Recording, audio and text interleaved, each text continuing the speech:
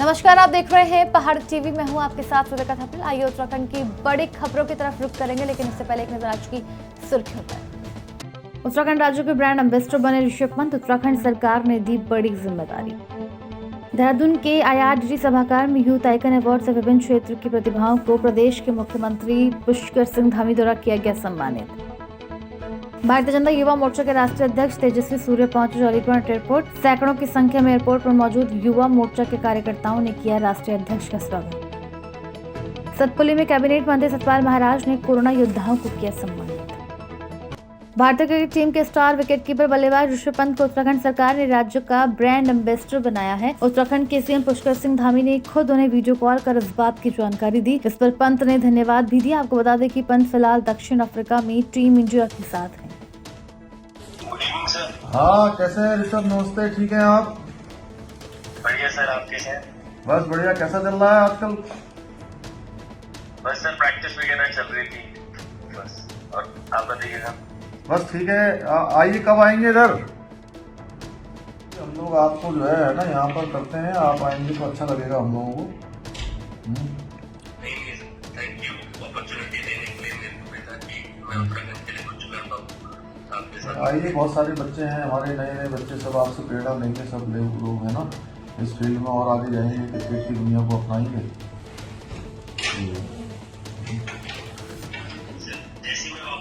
मुख्यमंत्री पुष्कर सिंह धामी आज नई टिहरी के बर्ड स्टेडियम पहुंचे। उसके बाद उन्होंने नगरपालिका सभागार में आयोजित कार्यक्रम में जिले पंचायत के प्रतिनिधियों से संवाद किया।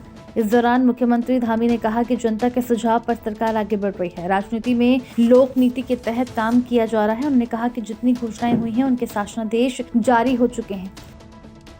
देहरादून के IRDT सभागार में यूथ आइकन अवार्ड से विभिन्न क्षेत्र के प्रतिभाओं को प्रदेश के मुख्यमंत्री पुष्कर सिंह धामी द्वारा सम्मानित किया गया। आपको बता दें कि यूथ आइकन अवार्ड के अध्यक्ष भारत रत्न डॉक्टर महेश कुरियाल, संरक्षक पद्मश्री डॉक्टर राजीव जैन, अध्यक्ष दिनेश बर्तवाल और संस्थापक मुख्य संपादक शशि भूषण मैठाणी की संस्था यूथ आइकन द्वारा प्रत्येक वर्ष विभिन्न क्षेत्रों में उत्कृष्ट कार्य करने वाली प्रतिभाओं को सम्मानित किया जाता है। इस मौके पर मुख्यमंत्री पुष्कर सिंह धामी ने बताया कि यूथ आइकन अवार्ड बहुत ही रचनात्मक पहल है। उन्होंने कहा कि मैं सभी यूथ आइकन को सम्मानित करते हुए मैं खुद भी सम्मानित महसूस कर रहा हूँ।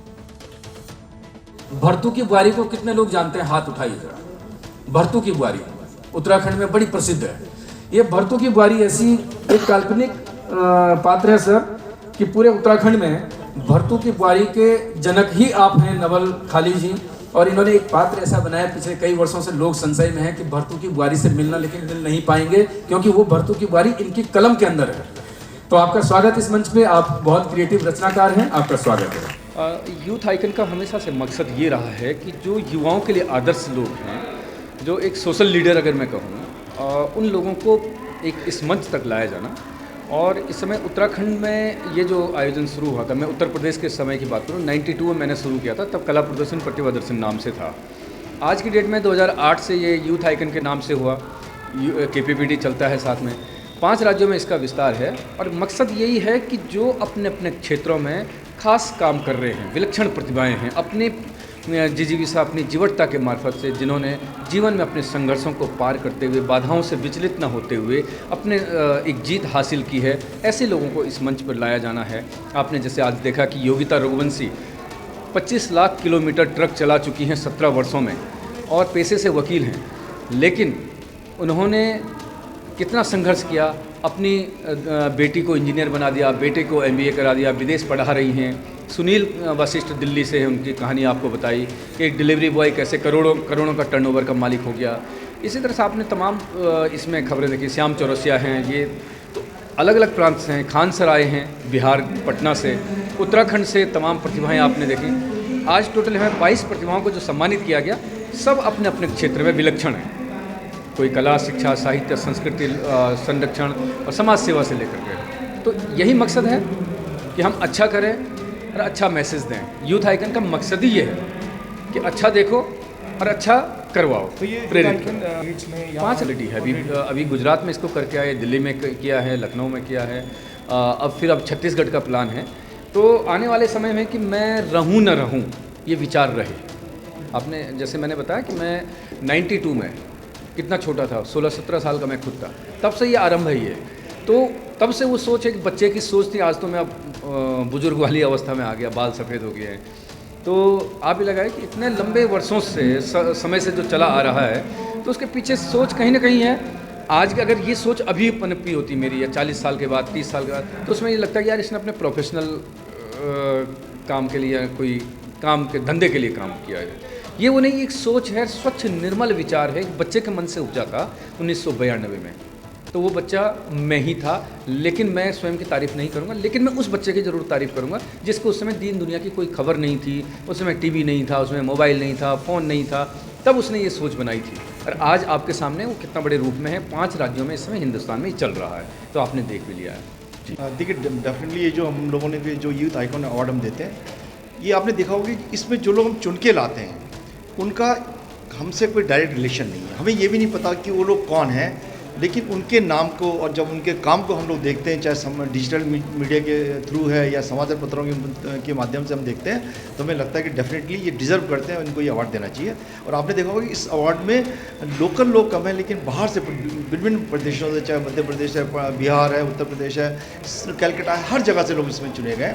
और एक ये इंस्पिरेशन है जो हमारे जो प्रदेश के जो लोग देखते हैं इसमें, उनके लिए एक इंस्पिरेशन होता है कि हम भी कोई ऐसा काम करें जिससे कि हमारे काम को जो समाज है उसको अप्रिशिएट करें, और वो भी समाज के लिए, समाज में अपना कुछ योगदान दे सकते हैं। सर, कोरोना ने थोड़ी विस्तार थोड़ा ये बहुत प्रेडिक्टेबल नहीं है, पर ये हम लोग सोच रहे थे कि शायद थर्ड वेव आएगी, लेकिन अब हमें ये लग रहा है कि अगर थर्ड वेव आएगी भी तो शायद उतनी घातक नहीं होगी।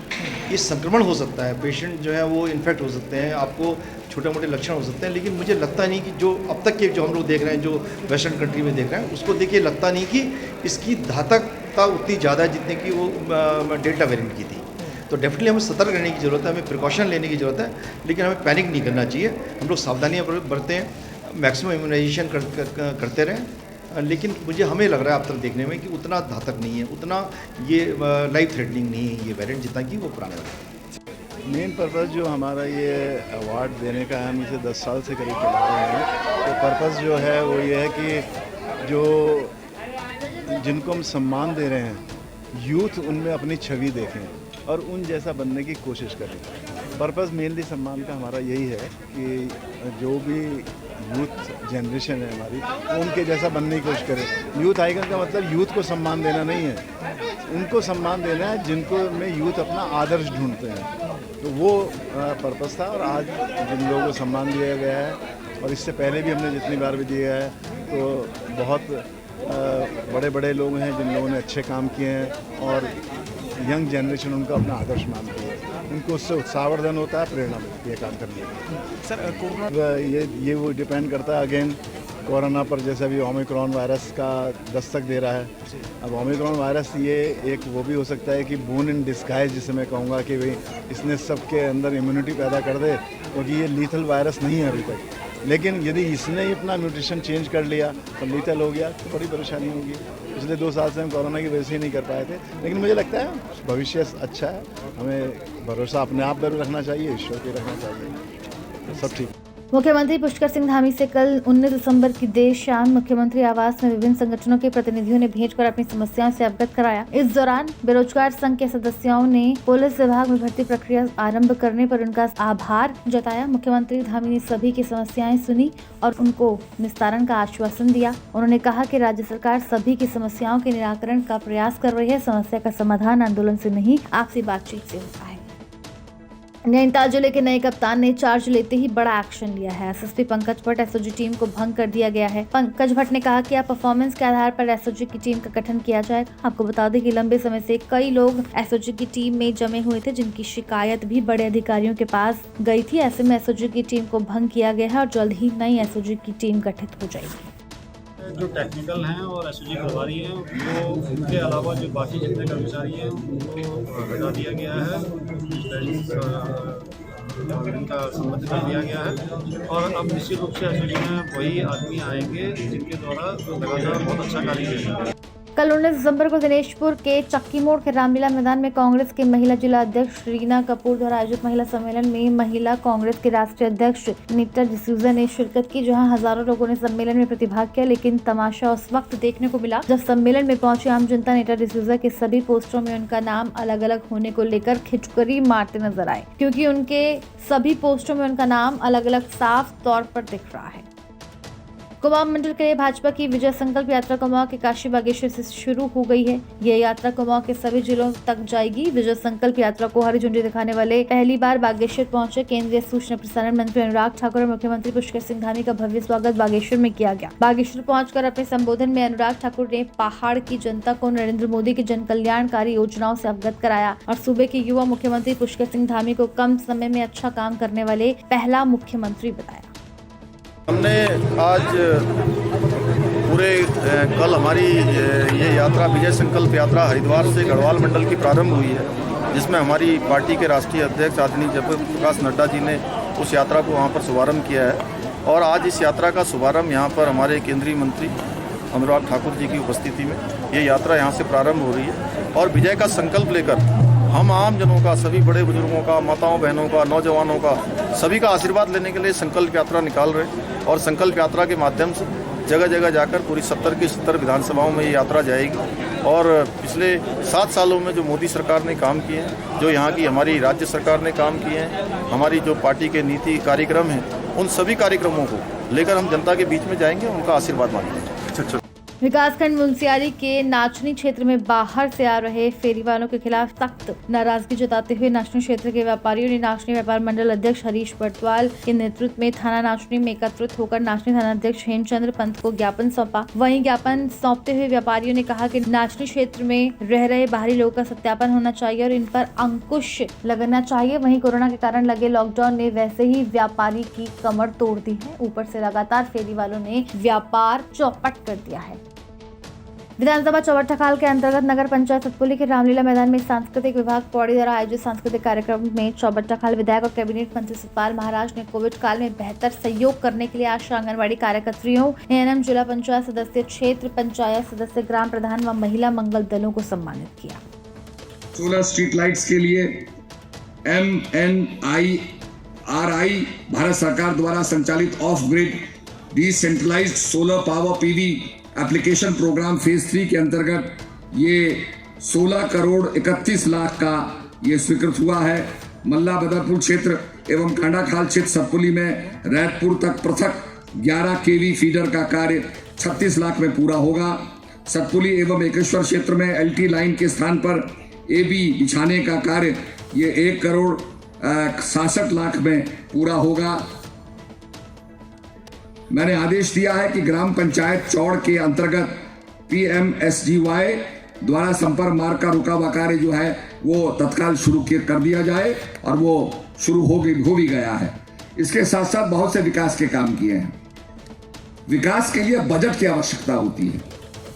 जैसे जैसे 2022 विधानसभा के चुनाव नजदीक आते जा रहे हैं, वैसे वैसे चुनाव की सरगर्मियां तेज होती जा रही हैं। गजा में आयोजित इस जन संवाद कार्यक्रम रैली में दूर दूर के ग्रामीण क्षेत्रों से हजारों की संख्या में लोग रैली स्थल पर पहुंचे। जन संवाद कार्यक्रम रैली का मुख्य मकसद 2022 के चुनाव में नरेंद्रनगर विधानसभा क्षेत्र से भाजपा के टिकट को लेकर के था, क्योंकि 2017 में पूर्व विधायक ओम गोपाल को टिकट न देकर भाजपा ने कांग्रेस से भाजपा में आए सुबोध उनियाल को टिकट दिया था। इस जनसंवाद रैली में क्षेत्र के पूर्व विधायक ओम गोपाल रावत ने अपने संबोधन में कहा कि 2002 में नरेंद्रनगर विधानसभा से पहला चुनाव लड़ा, 2007 में विधायक बने, खंडूरी सरकार का हिस्सा रहे। ओम गोपाल ने साफ शब्दों में कहा कि वे भारतीय जनता पार्टी के सिपाही हैं। ओम गोपाल रावत के ओजस्वी भाषण से प्रभावित भीड़ ने बीच बीच में उनके समर्थन में जोरदार नारेबाजी की। लोग ओम गोपाल रावत जिंदाबाद के नारे लगाते रहे।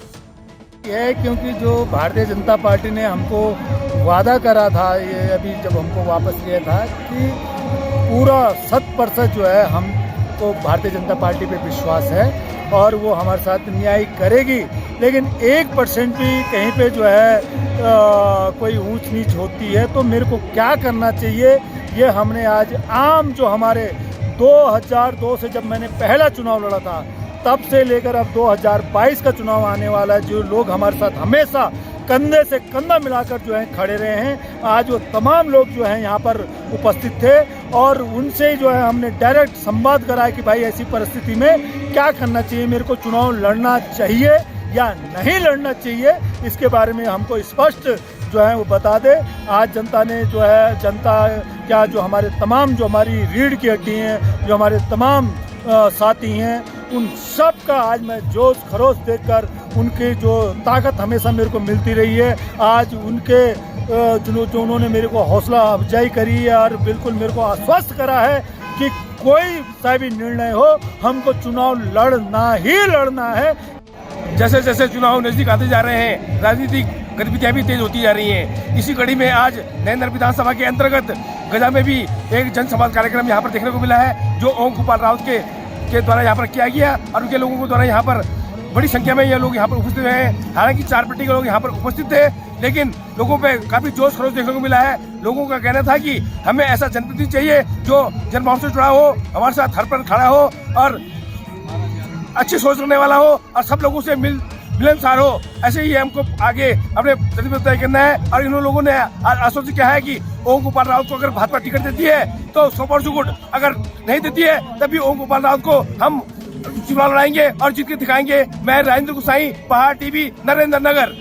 आगामी विधानसभा चुनाव के मद्देनजर हल्द्वानी में कल 19 दिसंबर को कांग्रेस स्क्रीनिंग कमेटी की बैठक हुई। कांग्रेस कार्यालय स्वराज आश्रम हल्द्वानी में नैनीताल और उधम सिंह नगर जिले की 15 विधानसभा सीटों की स्क्रीनिंग हुई। स्क्रीनिंग कमेटी ने कांग्रेस के सभी संभावित दावेदारों से विस्तार से चर्चा की। अब तक स्क्रीनिंग कमेटी 34 विधानसभा सीटों की स्क्रीनिंग कर चुकी है। माना जा रहा है कि कांग्रेस पार्टी इस बार अच्छी छवि वाले, मेहनती और जीतने वाले व्यक्ति को ही टिकट देगी। 22 दिसंबर के बाद स्क्रीनिंग कमेटी केंद्रीय चुनाव समिति को अपनी रिपोर्ट सौंपेगी और आचार संहिता लगने से पहले कांग्रेस कुछ सीटों पर प्रत्याशियों का ऐलान कर सकती है। तो हिंदुस्तान लोकतंत्र को मानने वाला देश है और कांग्रेस लोकतांत्रिक पार्टी है और हर व्यक्ति जो पार्टी में काम कर रहा है, कार्यकर्ता है, उसे टिकट मांगने का अधिकार है। इसमें गुटबाजी कहाँ से आई? हर व्यक्ति का वो अधिकार है और कांग्रेस सबको अधिकार देती है।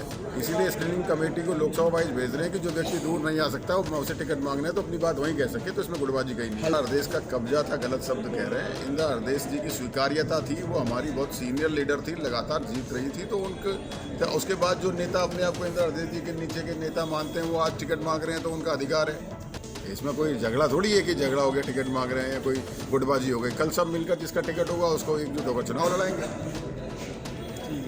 मैंने सितारगंज विधानसभा 68 से अपनी दावेदारी रखी है, क्योंकि हमारी राष्ट्रीय महासचिव प्रियंका गांधी जी ने उत्तर प्रदेश में महिलाओं को 40% विधानसभा में टिकटों का प्रतिनिधित्व दिया है और महिला सशक्तिकरण का एक नया युग प्रारंभ किया है।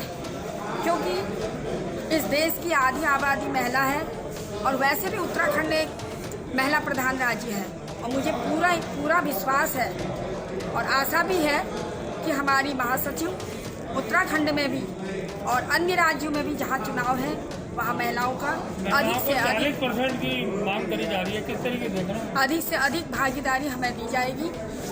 और क्योंकि महिलाओं के सामने बहुत बड़ी समस्याएं हैं, महंगाई हो, बेरोजगारी हो, बेरोजगार भी महिला का ही बेटा है, दर दर भटक रहा है, एमटेक बीटेक बड़ी बड़ी डिग्रियां लेके बच्चों को नौकरी नहीं मिल रही है। आज महिलाओं की रसोई सुनी हो रही है, इतना महंगाई चरम सीमा पर हो गई है। और महिलाओं की सुरक्षा को लेके बात है, महिलाओं की सुरक्षा के भी एक खाली ढकोसले किए, बेटी बचाओ बेटी पढ़ाओ। और भी बहुत समस्याएं हैं, जैसे किसानों की समस्याएं हैं। आज हमारे 700-800 किसान कालग्रसित हो गए, उनको पहले क्यों नहीं उनको ये बात मानी गई? और सब ऐसी परेशानियां हैं, सड़क, बिजली, पानी और आज अस्पतालों में महिला डॉक्टर नहीं है। कमेटी की हल्द्वानी में बैठक है और स्क्रीनिंग कमेटी का काम होता है कि जो प्रदेश से जो नाम जाते हैं उन कैंडिडेट से मिलना और उसके बारे में नाम रेकमेंड करके सेंट्रल इलेक्शन कमेटी, जिसको CEC कहते हैं, उसको रेकमेंड करना। तो पहली बार ऐसा हो रहा है कि स्क्रीनिंग कमेटी के चेयरमैन और सदस्यगण खुद हमारे यहाँ आकर मिल रहे हैं। नॉर्मली ऐसी बैठकें देहरादून और दिल्ली तक सीमित रह जाती हैं, तो बहुत अच्छी शुरुआत है। एटलीस्ट ये लोग सब कैंडिडेट्स को पहचानेंगे और सबसे बातचीत करेंगे, उनके व्यूज़ लेंगे। बहुत बड़ी संख्या में लोग आवेदन दे रहे हैं। ऊधम सिंह नगर से ही मैं कहूँगी, मुझे लगता है कि लगभग 60-70 ऊधम सिंह नगर से ही आवेदन आ चुके हैं। महिलाएं बढ़ चढ़ के हिस्सा ले रही हैं, बहुत बड़ी संख्या में महिलाओं के आवेदन आ रहे हैं। मैं गदरपुर विधानसभा से अपनी दावेदारी पेश करी है और उम्मीद कर रही हूँ कि यूपी का फॉर्मूला लागू करते हुए यहाँ भी 40% महिलाओं को टिकट मिलेंगे। भारतीय जनता पार्टी की विजय संकल्प यात्रा कल 19 दिसंबर को हरिद्वार जिले की 4 विधानसभाओं में पहुंची। विधायक आदेश चौहान के रानीपुर विधानसभा से रवाना होकर विजय संकल्प यात्रा कैबिनेट मंत्री स्वामी यतीश्वरानंद के हरिद्वार ग्रामीण विधानसभा पहुंची। इस दौरान बड़ी संख्या में भाजपाई कार्यकर्ताओं में उत्साह देखने को मिला। यात्रा में कैबिनेट मंत्री धन सिंह रावत, बीजेपी नेता बलराज पासी, विधायक आदेश चौहान समेत कई बीजेपी नेता मौजूद रहे। मंत्री धन सिंह रावत ने कहा कि विजय संकल्प यात्रा को जनता का अपार समर्थन मिल रहा है। इससे पता चलता है कि आने वाले विधानसभा चुनावों में बीजेपी की जीत निश्चित है। देखिए, जो हमारी ये यात्रा चल रही है, कल हमारे राष्ट्रीय अध्यक्ष जी इस यात्रा का शुभारंभ करके गए हैं और हजारों लोग आज भी यात्रा में चल रहे हैं। मैं कह सकता हूं कि भारतीय जनता पार्टी पूर्ण बहुमत की सरकार फिर दोबारा बनाएगी। आज किन विधानसभाओं में भ्रमण करना है?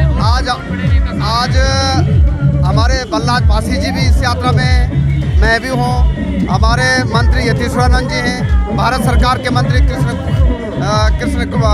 गुज्जर जी हमारे साथ में, और पूरे हरिद्वार जिले में आज 4 विधानसभाओं में यात्रा जाएगी और हजारों लोग इस यात्रा में शामिल। और जिस तरह से कार्यकर्ताओं में उत्साह देखने को मिला है, आप लोगों ने महसूस किया होगा कि लोग नाच रहे थे, झूम रहे थे, नरेंद्र मोदी जिंदाबाद के नारे लगा रहे थे, भारत माता के नारे लगा रहे थे, वंदे मातरम के नारे लगा रहे थे, जय श्री राम के नारे लगा रहे। तो एक अलग ही उल्लास और हर्ष और उत्साह देखने को मिला है। और मैं समझता हूं कि इससे हमारे जो विरोधी दल है उनको शायद ये पता चल गया होगा कि अब किसी की कुछ चलने वाली नहीं है और उत्तराखंड के अंदर यदि चलेगा तो केवल कमल का फूल चलेगा, नरेंद्र मोदी चलेगा, पुष्कर सिंह धामी चलेगा। ये संदेश आज सारी जनता ने दिया है। उत्तराखंड के मुख्यमंत्री पुष्कर सिंह धामी ने आज मसूरी पेट्रोल पंप के पास लगभग 32 करोड़ की लागत से 212 वाहनों के लिए बनी पार्किंग का लोकार्पण किया। वहीं मसूरी नगर पालिका कार्यालय के पास 18 करोड़ से बने टाउन हॉल का भी लोकार्पण किया।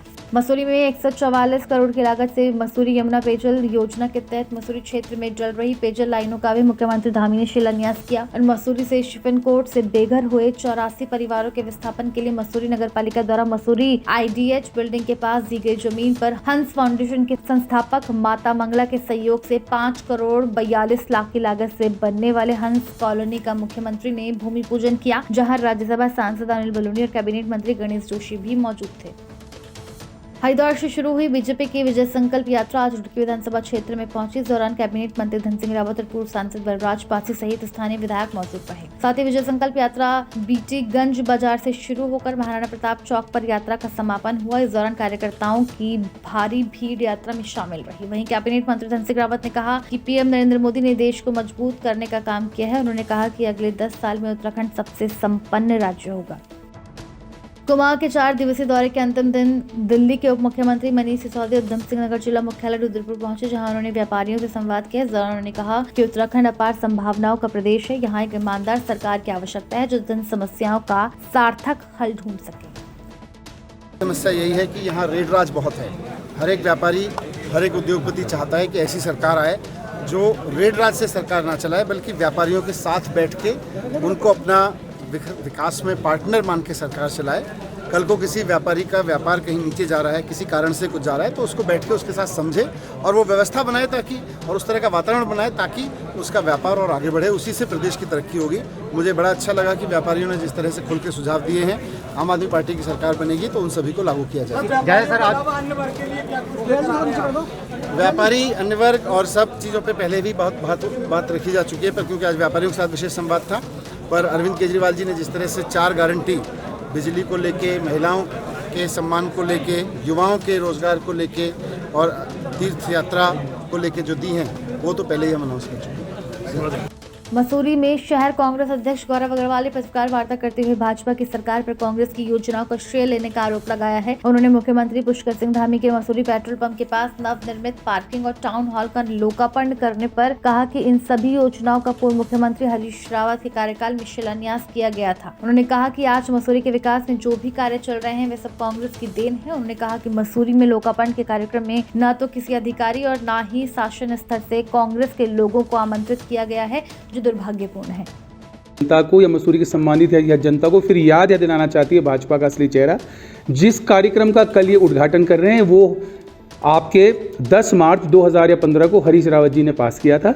32 करोड़ के प्रोजेक्ट आपके बजट से पास किया गया था। साथ में कंडीशन डाली गई थी कि 3 साल में काम यह पूरा होगा।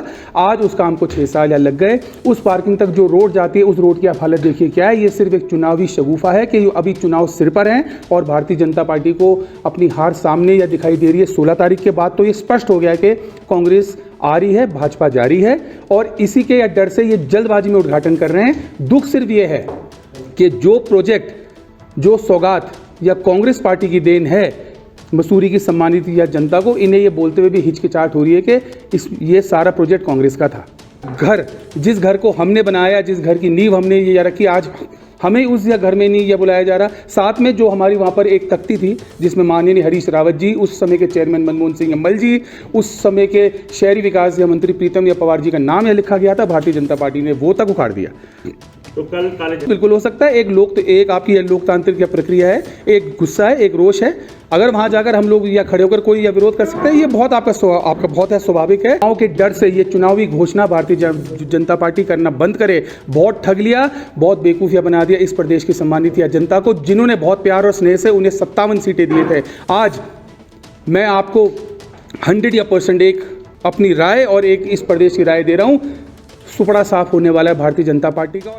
उत्तरकाशी जनपद में गिरते तापमान और कड़ाके की ठंड को देखते हुए जिलाधिकारी मयूर दीक्षित ने कड़ाके की ठंड से बचने के लिए समस्त नगर पालिका क्षेत्रांतर्गत सार्वजनिक जगह पर अलाव जलाने के निर्देश दिए थे। इस परिप्रेक्ष्य में जनपद नगर पालिका और राजस्व विभाग द्वारा मुख्य चौराहों पर अलाव जलाकर राहगीरों और शेल्टरों में रात गुजारने वाले जरूरतमंदों को ठंड से बचाव की व्यवस्था की है। SGRR ग्रुप और HDFC बैंक के बीच बहुउद्देशीय योजनाओं को लेकर अनुबंध साइन हुआ। SGRR ग्रुप की ओर से चेयरमैन श्री महेंद्र देवेंद्र दास महाराज और HDFC बैंक की ओर से बैंक के नेशनल हेड अखिलेश कुमार रॉय ने AMU पर हस्ताक्षर किए। HDFC बैंक श्री महेंद्र नरेश अस्पताल और श्री गुरु राम राय यूनिवर्सिटी में बैंकिंग स्टेट ऑफ आर्ट के अंतर्गत वर्ल्ड क्लास सुविधाओं से युक्त बैंकिंग की सभी मॉडर्न सुविधाएं उपलब्ध करवाएगा। श्री महेंद्र देवेंद्र दास महाराज ने कहा कि बैंकिंग क्षेत्र में HDFC बैंक सराहनीय कार्य कर रहा है। इस अनुबंध से श्री महेंद्र नरेश अस्पताल में आने वाले रोगियों और उनके तीमारदारों को सरल और सशक्त बैंकिंग सेवा मिलेगी। इसके साथ ही श्री गुरु राम राय विश्वविद्यालय के जरूरतमंद छात्र छात्राएं बैंक की बहुउद्देशीय योजनाओं का लाभ भी उठा सकेंगे। उत्तराखंड में बर्फीले क्षेत्रों के पर्यटक स्थल भले ही अभी खाली हों, भले ही लोग बुकिंग कैंसिल करवा रहे हों, लेकिन नए साल से पहले ही विश्व प्रसिद्ध जिम कॉर्बेट नेशनल पार्क में पर्यटकों ने डेरा डाल दिया है। रामनगर में नव वर्ष और क्रिसमस को लेकर कॉर्बेट के सभी जोन फुल हो चुके हैं। साथ ही कॉर्बेट के आसपास के रिजॉर्ट भी लगभग पैक हो चुके हैं, जिससे पर्यटन कारोबारियों में खुशी की लहर है। उत्तराखंड की बड़ी खबरों में केवल इतना ही। बने रहिए पहाड़ टीवी के साथ, देखते रहिए पहाड़ टीवी। धन्यवाद। है बेखौफ उम्मीद का रंग,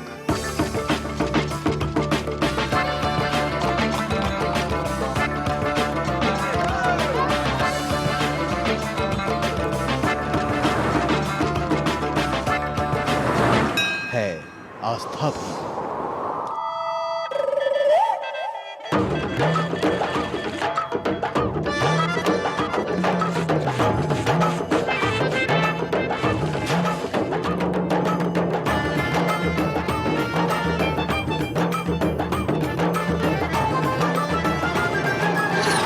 ये है मेरा उत्तराखंड।